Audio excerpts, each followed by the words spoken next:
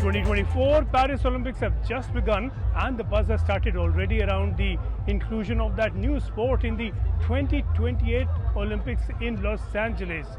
Cricket, what else? Rahul Dravid joined the build-up towards that at an event here at India House in Paris. Conversations in the dressing room. I mean, certainly in the dressing room, as people are talking, obviously you're talking about, there's a 2026 World Cup and, there's a T20 World Cup in 2026, there's a 50-over World Cup in 2027, and then you hear people saying, hey, there's the Olympics in 2028. And, so you're already hearing those kind of conversations, young people. I think teams are going to start building towards that, developing towards that, because there's no doubt about it. I think once you get to that event, it's going to be huge. People are going to want to win that gold medal.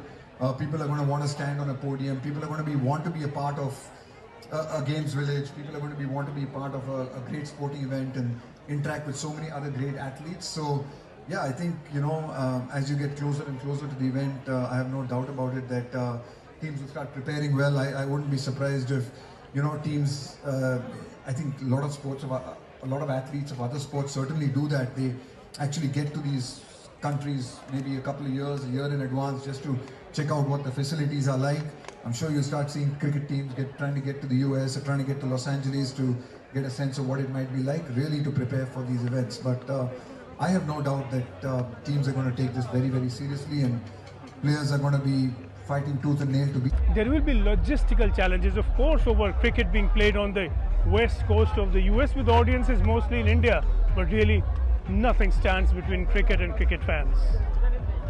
I don't think starting at 10:30 to me honestly was a problem. I mean, we are in the entertainment business. We are in a business which has got to cater to the people who want to watch the sport. I mean, let us, I think I had absolutely no problem with it being at 10:30 in the morning. In fact, as a coach, actually it made the conditions quite even, because a lot of times in the day-night games, dew becomes a huge factor, and a toss can become a big factor, as we saw sometimes even in Australia.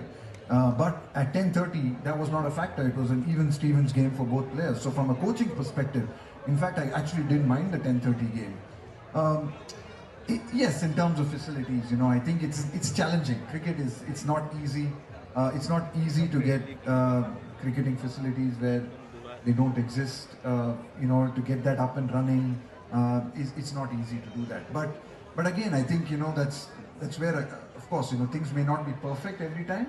But if you want to grow the sport, if you recognize that to truly make it a global game, to make it something that is recognized in not just the Commonwealth nations, but truly all over the world, then you've got to be at events like this. You've got to be at the Olympics, and you've got to make the compromises that are required to be at events like this. Even if it means playing in odd hours and sometimes playing in conditions that might not necessarily.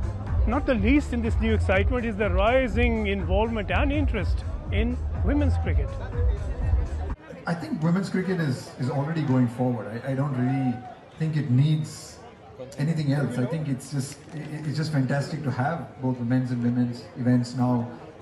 It's probably like Jeff said. I think it's separated it at the ICC level, so the men and the women don't play together. But again, at the Olympics, I think it will be fantastic to have both the men and the women's event going on concurrently and at the same time as well. But just I just think it's just incredible to see so even when you talk to people at the grassroots level, I think for me, when I look at back home in India and Bangalore, and you're talking to coaches and you're talking to people at academies, one of the things that they constantly keep telling you is just the level of participation of young girls in cricket now. Every year at every academy, you'll see the percentage of number of girls who enroll in the summer holidays is just growing exponentially, sometimes even more than the boys. The number of girls taking up the sport. And I think that's fantastic for cricket. You have half the population. You cannot exclude half the population. It's great that cricket is now, obviously becoming a lot more inclusive. It's becoming more and more attractive for women, like Jeff said, to be able to pursue the sport, for a young girl and her parents to be able to see that this could potentially be a career. Cricket can potentially be a career. You wouldn't have said that even 5-6 years ago. But to be able to say that now, I think is phenomenal. It'll just encourage more and more girls to play the sport. as cricketers and people who are involved in cricket, that's what we want to see, right? We know we compete with a lot of other sports for talent.